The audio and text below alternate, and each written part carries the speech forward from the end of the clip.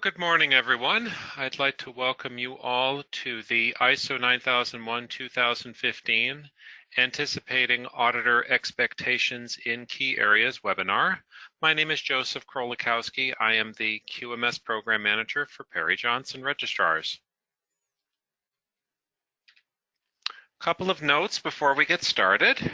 All of our participants today are on mute, but we absolutely want to take your questions, so please utilize the question portion of the dashboard. We will go over questions at the end of the presentation. One of the more common questions that we get is whether or not the slides will be made available. The answer to that is yes. The slides will be available for download shortly after we're finished. And if you would like to rewatch this webinar with voiceover, it will be available on our YouTube page, and you can get to that page through the PJR homepage. Just look for the link entitled Previously Recorded Webinars. Our topics for today, we're going to have a little bit of an overview, talk about the fact that ISO 9001 is an interpretive document. I'll give you some background on how we prepared this webinar, the meat of it, in terms of our data sampling. Our key areas today that we're going to be going through, there are 5 in total, and I've got some time that I set aside for 2 additional key areas that are specific to the 2015 version of ISO 9001. I've got a few slides dedicated to discussion on the role of leadership or top management, a couple of concluding remarks, and then your questions. So let's begin with a recognition that ISO 9001-2015 is an interpretive document. When it was first published, it was the first version of ISO 9001 to have an explanatory appendix. If you go to Appendix A, there are 8 subsections that attempt to provide clarification on what is meant by some of what's written into ISO 9001. Now, since then, it has become one of the only ISO published standards to have a separate supplemental standard. We'll be giving some information on what that supplemental standard is in just a few slides. So the supplemental standard is ISO/TS, that's technical standard, 9002. Now this was published in 2016, a little over a year after the 9001-2015 standard was published. Its full title is Quality Management Systems, Guidelines for the Application of ISO 9001-2015. Now this is not a certifiable document. It is a sanctioned guidance document, and it provides clause-by-clause ideas on fulfilling the requirements, kind of a plain-spoken explanation of what's going on in some of, really in all of the areas of ISO 9001. If there's anybody on the call this morning that remembers the 9004-2000 document, it's very similar in style and content to that publication. So again, it is not a certifiable document. It's meant to help you, and it is very unique in how it was prepared. So, because ISO 9001-2015 is an interpretive document, obviously that means that the requirements are intended to be interpreted. And everybody's interpretation is going to potentially be a little bit different. This also means that none of the requirements in ISO 9001 has a perfect method for implementation. Each organization has to decide for itself what is the methodology that they're going to use to implement the requirements. Now, the auditor's role is to review that methodology and exercise their judgment as to whether or not the methodology represents a true fulfillment of the requirement. Now, I always like to mention when we talk about 9001, one of the unfortunately lingering perceptions is the aspect of procedures and work instructions. Now, one of the more interesting changes to the 2015 revision of ISO 9001 was that it eliminated all procedural requirements.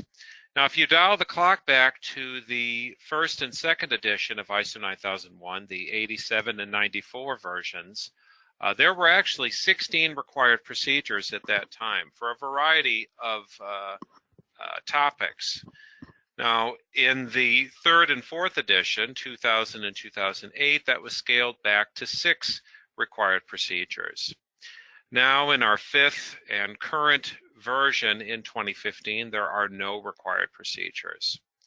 Now, having said that, if an organization chooses to have a procedure or a work instruction for any activity, it doesn't have to necessarily be something quality related, the content of that procedure can be cited in the context of an audit. Now, that's due in part to the definition of audit criteria that appears in the ISO 9000 standard, which is fundamentals and vocabulary. These are binding definitions. ISO 9000 is listed as a normative reference in section 2 of ISO 9001. So the definition for criteria says a set of policies, procedures, or requirements used as a reference against which objective evidence is compared. So essentially, whatever you write into your procedures, or even the act of choosing to have procedures in the first place, all of those things can be cited and referred to during the audit process. Now, ISO 9001 has already been in print for 3 years. That's rather unbelievable. ISO 9001 overall has been in print for over 30 years. Now, despite all of that time, the standard has been around a very long time. Many of the same things seem to continue to come up in ISO 9001 audits. We see the same things year after year. Back in early October 2018, PJR conducted a data mining exercise using approximately 350 audits from a period of time roughly covering the previous 12 months. And we went through those 350 audits and we tabulated what were the nonconformances that were being written.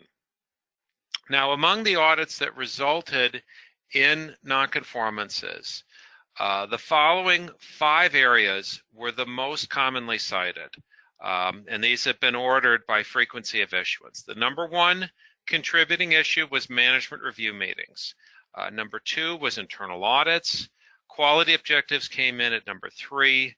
Calibration or verification of monitoring and measuring resources was 4, and external provider or supplier approvals came in at 5. Now, it's interesting to note that 3 of these items are legacy requirements. Management review, internal audit, and calibration. They've all been part of the 9001 standard since first edition back in '87. So the same things have been getting written up for 30 years. That's rather incredible when you think about it. So recognizing that we cannot advocate specific methodologies for implementation of any requirement, it was proposed that what we could do was attempt to provide some clarity on what these various requirements are commonly interpreted to mean and how they are commonly fulfilled. Now, over the next several slides, we're going to be discussing these things. The content of this presentation should not be taken as an official PJR endorsement of approach. And it certainly cannot be used as justification for any circumstance cited by an auditor within an official nonconformance.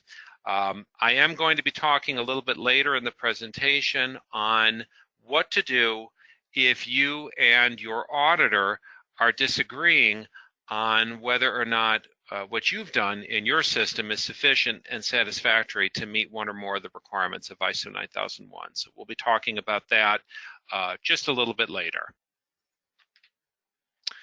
So let's begin with the requirement that led to the most nonconformances in our data pool, and that is management review.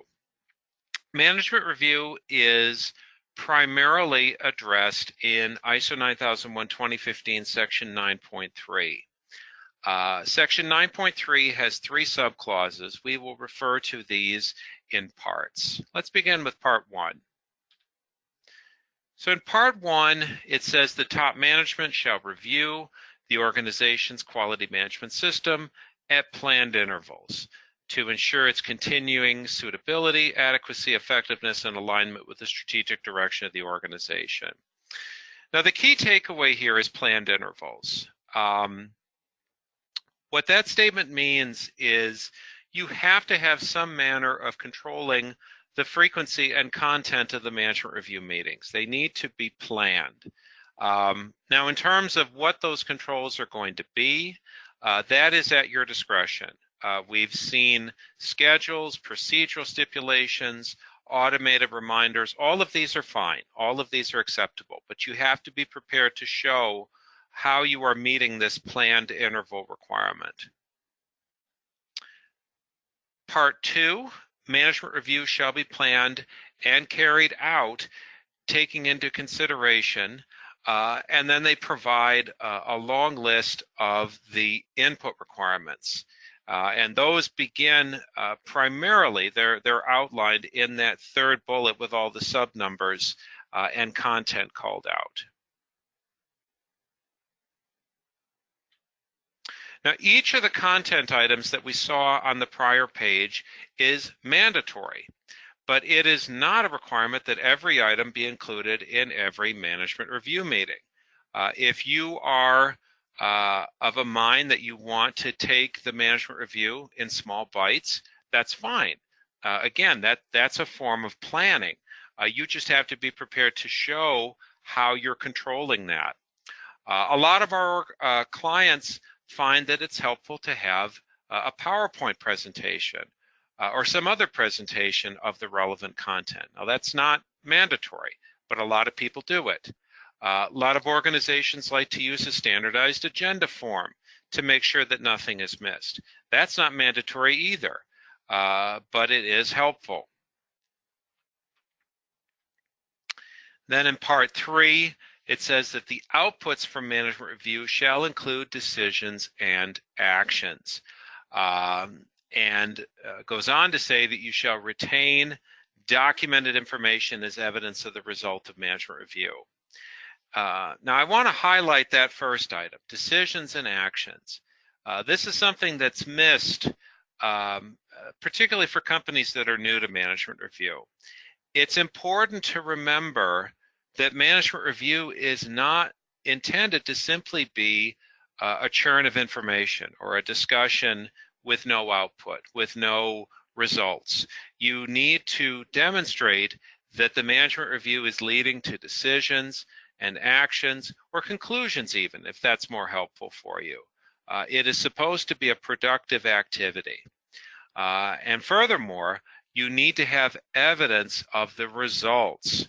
So we were talking a slide ago about organizations preparing PowerPoint presentations for their management review. That's great, but that does not necessarily constitute evidence of decisions and actions or of the results of the management review. So again, you have to kind of read carefully what they're asking you to do here and set your system up in such a way that you're meeting these requirements. We'll continue with the second most cited item, the internal audit. This is housed primarily in section 9.2 of ISO 9001. In part 1, it says that the organization shall conduct internal audits at planned intervals. We've already covered the importance of planned intervals to provide information on whether the quality management system, also emphasized, conforms with the organization's own requirements for its quality management system, as well as the requirements of this international standard. and if the quality management system is effectively implemented and maintained. So again, planned intervals comes up. And again, a lot of options. We have seen calendar triggers, audit plans, database scheduling, or a combination thereof. Again, it's entirely up to you. And if you are inclined to do your internal audit in small bites, that's fine. That's completely fine as long as the entirety of your system is assessed. Now, the inclusion of the requirements of this international standard, that verbiage, implies that you're expected to ensure that all of the requirements from ISO 9001:2015 are included in the internal audit process. Now, one common mistake that we see, again, particularly for new companies, is they don't audit the internal audit process itself. As silly as this might sound, you are indeed required to audit the audit. So bear that in mind too. Now, I made a special point of highlighting that your audit is to be performed against the quality management system. And I want to make a key point here. ISO 9001 itself establishes that a quality management system is made up of processes. If you look to section 4.4.1 in ISO 9001, it says that the organization shall determine the processes that are needed for the quality management system and their application throughout the organization.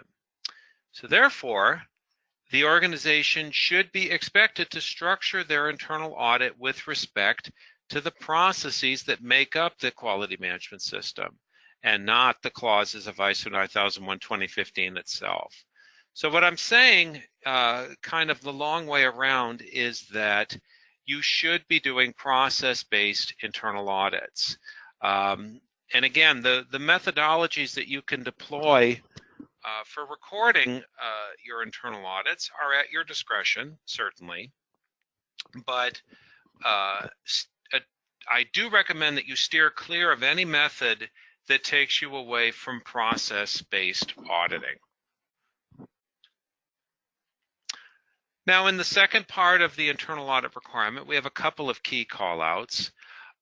You are expected to plan your internal audit program, define what your criteria and scope are going to be, select your auditors in such a way to ensure that they are objective and impartial, ensure that the results of the audit are reported back to relevant management, take appropriate correction and corrective action without undue delay, and retain records as evidence that the program was implemented. So you will note that ISO 9001 specifies no minimum requirements for auditor competency. It says that you need to take steps to ensure auditor competency. And the attitude that ISO 9001 takes with this is simply, this is just one more task within your quality management system. You need to decide for yourself what it means to have a competent internal auditor. It's imperative that your internal auditor qualifications not just consist of a training sign-off. You are required to determine competency requirements, and that comes from section 7.2. So again, what are those going to be? Well, they're at your discretion. If it means that an auditor is going to an internal auditor course with a qualified provider, that's fine. If it means that there is a period of self-study and that's what's going to work, that's fine too. We always judge the competency of the internal audit team by looking at the effectiveness of the internal audit process itself. Now, a key issue that does come up, and this came up a lot in my review of the nonconformances, is a lack of responsiveness to internal audit nonconformances. Now, you should treat your internal audit nonconformances with just the same respect that you use in responding to things issued by PJR or things that are issued by your customers. Now, the requirements mention specifically both a correction and a corrective action in this context. We have a whole separate webinar that talks about the difference between those two ideas. Now, the last item that I've highlighted pertains to records. You should always have evidence of the internal audit process and the complete internal audit process. How you record the internal audit, again, is totally at your discretion, checklists, procedural printouts, etc. But remember, whatever records you are retaining, they need to be sufficiently detailed to give confidence that the entire quality management system was included in the audit process. And I hasten to emphasize this should include recording evidence of conformity in addition to recording evidence of nonconformity. So in other words, when we ask to see your internal audit records, you should not simply be handing us a stack of nonconformances. There's more to it than that. We need to see the evidence of the overall internal audit process. I'd also like to make a key point related to consultants in an internal audit capacity. Several of PJR's clients choose to outsource their internal audit program to a consultant. That is absolutely fine, but if you are an organization that chooses to do that, a couple of key things you have to remember. Regardless of who is actually performing the audit, the overall responsibility for the internal audit program, this is going to include scheduling of audits, maintaining audit records, responding to nonconformances, and so forth. That responsibility resides with the organization and not the consultant. Furthermore, you should be able to speak confidently about your internal audit process and how it is controlled. I'll mention that PJR's standing policy on consultants is that they can absolutely be present for an audit, but we do not interview the consultant. We are there to audit the organization. The organization is our contracted client, not their consultant. A key thing to keep in mind. Let's move on to our third primary clause that was cited, and that is quality objectives, section 6.2. A couple of things to point out here. In the first part of the requirement, it says that you need to establish quality objectives at relevant functions, levels, and processes. The quality objectives need to be consistent with the quality policy. They need to be measurable. They need to be relevant to conformity of products and services, and they need to be monitored, communicated, and updated. Now let's start with this idea that they need to be measurable.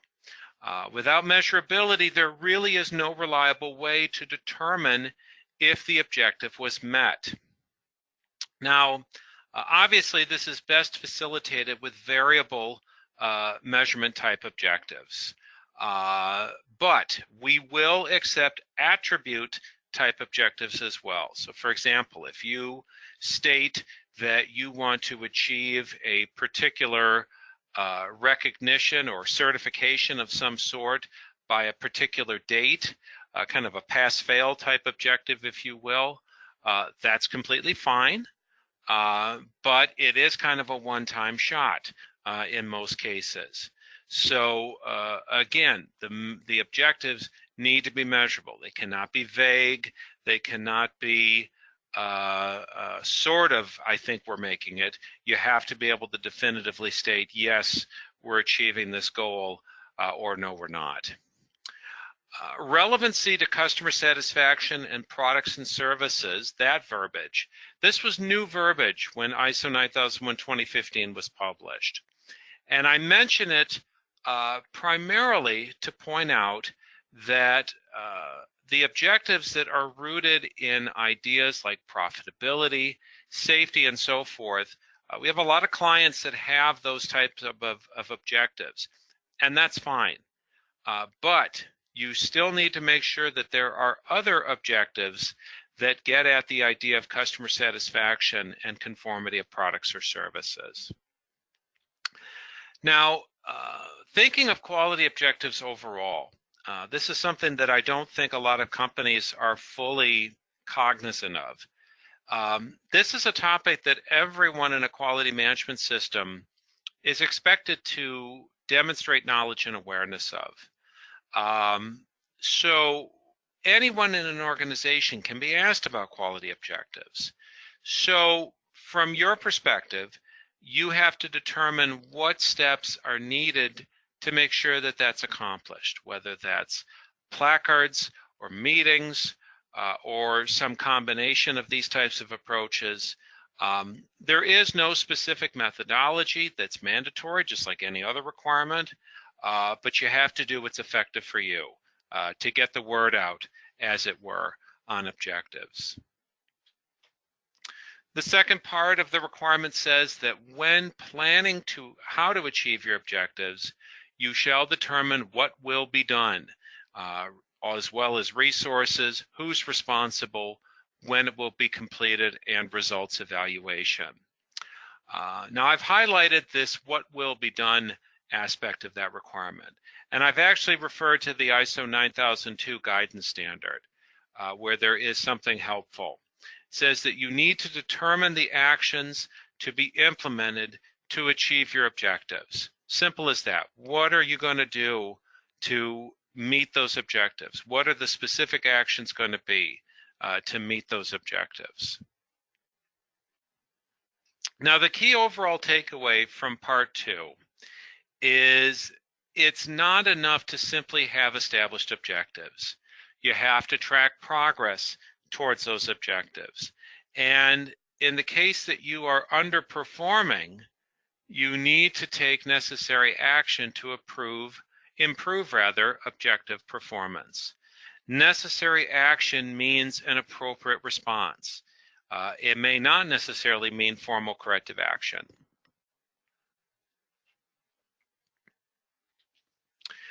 Let's turn our attention now to monitoring and measuring resources. This requirement is typically referred to as calibration. Now, to begin with, I want to address the whole concept of monitoring and measuring resources and how that is an inclusive term. It refers to any device, tool, gauge, meter, scale, or similar item used to perform monitoring and measurement of outputs, what most folks typically refer to as inspection and/or testing. Now for this, of course, we look to section 7.1.5, which again, there are two subclauses. In part 1, it establishes requirements for determining what the resources are going to need to be for inspection activity and making sure that those resources are suitable. And I've emphasized this item, retaining appropriate documented evidence as evidence of fitness for purpose of the monitoring and measurement resources. Now, the primary requirement that gets emphasized is that last paragraph, retaining documented information. For most organizations, this is going to manifest in the calibration or verification records for all measurement devices. Now, the content of those records, what's included in those records, is influenced by the second part of the requirement. So let's jump to that. Where measurement traceability is a requirement or considered to be an essential part of providing confidence in the validity of measurement results, the equipment shall be calibrated or verified or both at specified intervals or prior to use against measurement standards that are traceable to international or national measurement standards. Also, the equipment shall be identified in order to determine status, safeguarded from adjustments, deterioration, or damage that would invalidate the calibration status, and you shall determine if the validity of previous measurement results has been affected when equipment is found to be unfit for purpose, and take action as needed. Now, the two most often violated aspects of that requirement are, first of all, the required traceability to national or international standards. Now note that here in the United States, in most cases, that is going to be the National Institute of Standards and Technology, or NIST. In those rare circumstances where an NIST traceable method is not available, it is typically acceptable for the calibration to be done by the device manufacturer. The other item that comes up often is consistent and reliable device identification. One of the more common misconceptions we have on this is that it automatically means calibration stickers. That's actually not the case. So long as there is some form of device identification that permits traceability to the calibration records, any approach is generally going to be acceptable.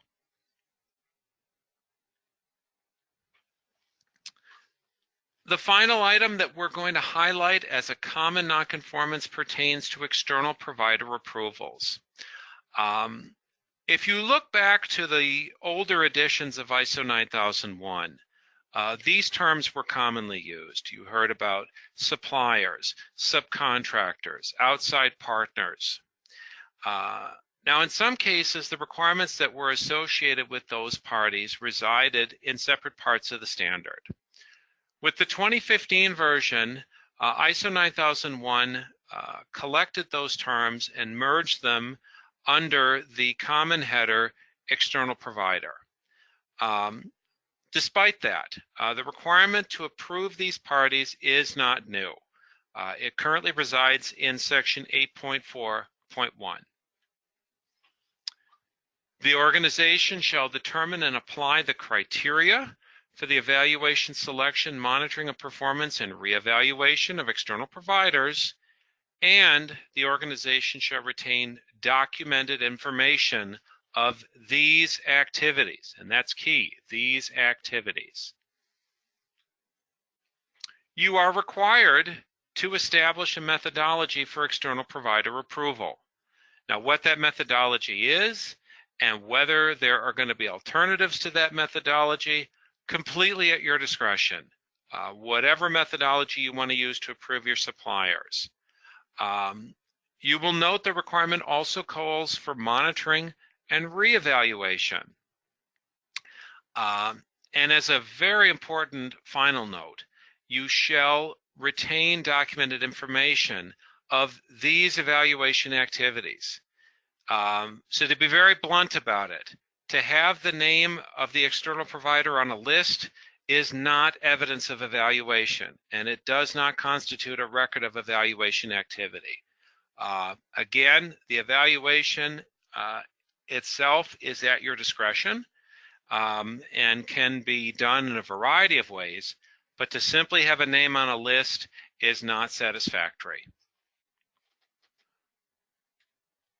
I'd like to explore two additional key areas that are new under ISO 9001 2015 and just kind of go over some of what PGR analyzed on these requirements when the standard was brand new. Let's begin with risk.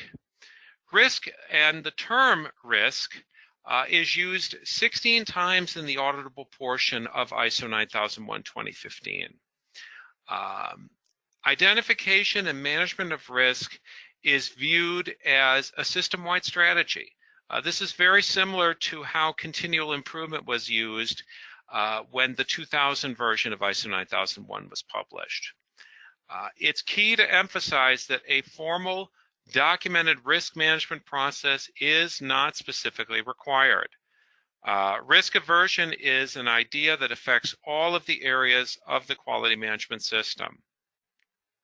And in ISO 9002, they even discuss this idea of key risks, including the failure of processes, products, and services to meet the requirements or the organization not achieving customer satisfaction. Again, it really does all come down to customer satisfaction in so many of these requirements.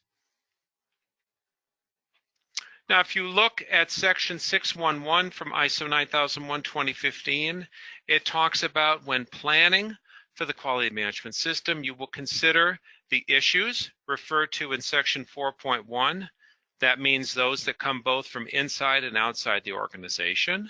And the requirements referred to in 4.2, meaning those that come both from internal and external interested parties. And determine the risks and opportunities that need to be addressed. First, to give assurance that the quality management system can achieve its intended results. Secondly, to enhance desirable effects. Third, to prevent or reduce undesired effects, and to achieve improvement. Now, I point this out primarily because of this idea of both enhancing desirable effects and reducing undesired effects. And this is even found within the verbiage above, where it talks about determining the risks and the opportunities. Both of these things are going on here. Once you have determined the risks and opportunities, Section 612 says you need to plan actions to address those risks and opportunities and investigate how to implement those actions into your processes and evaluate the effectiveness of the actions taken. So what do they mean by actions to address risks and opportunities? Well, for this, we refer again to the ISO 9002 guidance standard. You might choose to avoid the risk by no longer performing the process in question. You might choose to limit the risk. This could be through establishment of procedures or work instructions to assist your staff. Sharing the risk. This could be, for example, working with your customers on agreeing to a bulk purchase of raw material.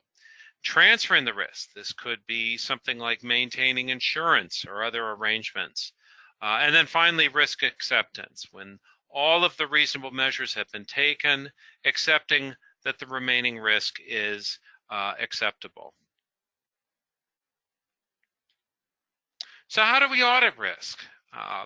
Our auditors have been directed to, first of all, to ask about risk and be prepared to examine the various activities that are presented by the auditee. We expect our clients, first and foremost, to understand the concept and be prepared to explain what their approach has been. Now, I always like to point out that there really is only one requirement in ISO 9001 that mandates records pertaining to risk actions, and it's related to the management review requirement. In clause 932E, it says that effectiveness of actions taken to address risks and opportunities be included in management review, and of course 933 says that retained documented information or records of management review be kept. So anything else beyond that is at will. But again, the key here is, can you speak confidently on what your approach has been?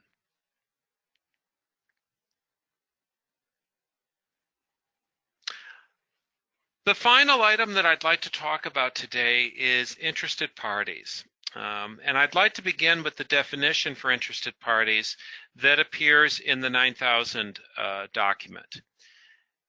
Interested party is defined as a person or organization that can be affected by, or perceive themselves to be affected by a decision or activity.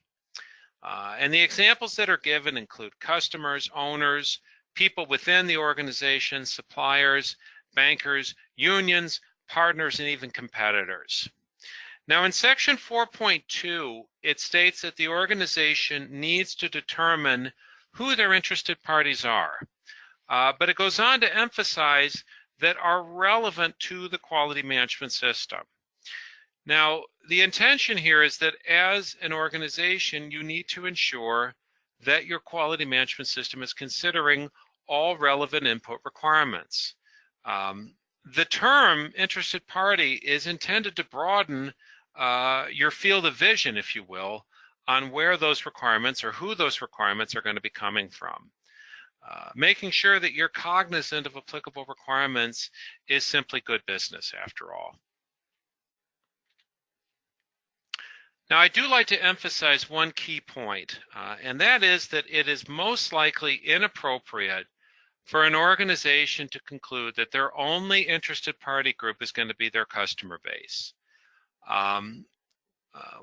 When I trained our auditors most recently on this, I told them at the time, if an organization says only our customers, we expect them to be able to speak to us on what was the process that they employed to reach that conclusion. And if the organization cannot provide evidence of a structured analysis, then it's likely that the process by which the interested parties were selected was flawed, and potentially a nonconformance should be issued. So who else might be an interested party? Well, ISO 9002 has a rather extensive list of possibles. Some of these are going to be pretty obvious. Owners, shareholders, external providers. Some of these you may not have thought of. Local community groups, neighboring organizations, competitors, and so forth. So how should the organization figure out what the interested parties want? Well, 9002 has got some ideas on that as well. They talk about reviewing orders that you're receiving, reviewing statutory regulatory requirements, networking, benchmarking, market surveillance, customer surveys, user surveys, and so forth. What nonconformances are you potentially going to be looking at that pertain to interested parties? There are going to be two areas where a nonconformance is going to be most likely and most appropriate. First of all, if there is no evidence or only very limited evidence of an implemented process for monitoring and reviewing information, that would fall under Section 4.2. If there is no evidence that interested party feedback is being discussed within management review, that would fall under 9.3.2 subclause C1. Now there is one more thing that I'd like to discuss with you, and that is the requirements for leadership, the ones that are spelled out in Section 5.1. There's some really important stuff here.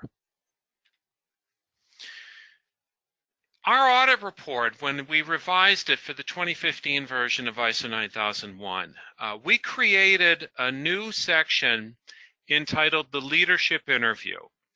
And we told our auditors at that time, this is what we're going to use to ascertain the fulfillment of all of these leadership requirements and ensure that leadership is aware of what's going on and is a participant in the quality management system.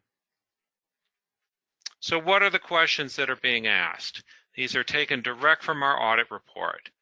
What are you specifically doing to make yourself accountable for the effectiveness of the quality management system? How do you participate in the quality management system? Who are the primary interested parties of your organization? Do you have a process in place to monitor interested party requirements and to respond to those requirements? And what are some current internal and external issues that you are attempting to address?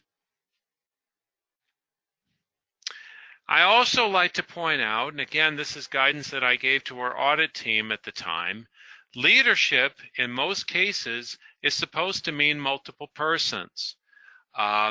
So when we get an audit report from the field, if there is a single individual that's noted, that's going to be concerning unless it is an exceptionally small operation, something like 3 to 5 people. Once we get beyond that, it becomes less plausible that leadership is going to be wrapped up in one person. So we want to see a team of folks participating in the leadership interview process. ISO 9002 has got some ideas on top management as well. It states that although certain authorities and responsibilities can be delegated, accountability is always going to remain with top management. So we get asked sometimes about management representatives. This is old verbiage from the prior editions of ISO 9001. Can we still have a management rep? Yes, you can still have a management representative, but you can no longer expect to have limited to no involvement in the quality management system if you are part of the leadership team. So I mentioned earlier in the presentation that sometimes auditors and auditees don't agree. The auditor has reached a conclusion that there is something that is a violation of the standard and has written a nonconformance. So we ask, first of all, that you attempt to work the issue out with your auditor, have further discussion, look over further evidence, make as much effort as possible to resolve the issue between the two of you. However, if those efforts have been exhausted, PJR does have a process for an impartial review of contested nonconformances, and it's highlighted in our procedure Pro 10. And Pro 10 is available anytime for download direct from our website at pjr.com. If you scroll to the bottom of the home page, you'll see a link called Registration Document Download. If you download the Pro 10, you'll find all the steps you need spelled out there. I will mention this is a key piece of information. If you are looking to file a dispute, please note that they must be filed within 15 days, that's calendar days, of the audit's conclusion. That is a mandatory filing deadline. So in conclusion, ISO 9001:2015 remains the world's most utilized ISO standard with just over 1.3 million registered companies. Many of the items that are cited in nonconformances are entirely avoidable and seem to come up time and time again. We hope that the content of our presentation today will leave you feeling more confident that things will go well for you on audit day. I'd like to invite you to tune in for one of our other webinars. We have a presentation called Non-Applicable Clauses, Permissible Exclusions, Exemptions, developing a better understanding of what can and cannot be excused in an audit assessment. It's a very specific presentation on exemptions and the right approach to take in determining which ones apply to you. That presentation is looked at roughly once per quarter. The interaction of processes and its importance to a successful audit. This is a deep dive on the IOP, and it kind of gets into looking at what processes are and also what they are not. And we've got lots of other webinars on things like corrective action, stage 1 auditing, AS 9100, IATF, ISO 14000, and so forth. We would love to be able to keep in touch with you automatically, and the best way for us to do that is if you opt in. If you go to our website at www.pgr.com, go to the bottom of the page, input your email address, and click subscribe. You'll be automatically notified of relevant news and information, including upcoming webinars. I do thank you for your time. As a reminder, copies of today's presentation will be available for download shortly after we're finished. And if you'd like to review this webinar on our YouTube page, the link for that is also available on our website. If you've got any questions, I'm going to go ahead and unlock the question portion of the dashboard. Okay. Vrindaban Patra asks, is it that the internal auditor should not go through internal audit training? Okay, so in terms of internal auditor competency, my larger point was that the organization needs to decide for itself what it means to be a competent internal auditor. And there's a lot of ways that you can accomplish that. There's a lot of ways that that can be met. You simply need to decide what method works for you. If that includes outside internal auditor training, then so be it.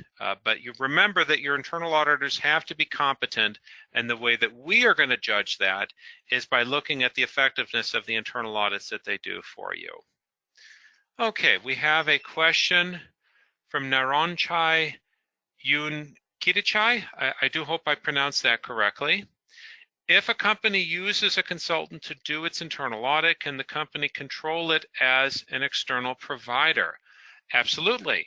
And again, you would have requirements for an external provider that would potentially include requirements related to competency. James Shaw asks, is ISO TS 9002 worth the investment? Well, looking at the worth of something obviously is very subjective. It is an expensive document. Obviously, it's copyrighted. I have personally found it to be very helpful in explaining one requirement or another. It's particularly when you get into areas that involve interested parties, risk, some of these newer concepts. The 9002 is a well-written document. I'll stop short of saying that yes, absolutely go out and buy it, but I have found it to be helpful. Thank you for that compliment as well, Mr. Shaw. You're quite welcome. Any other questions today?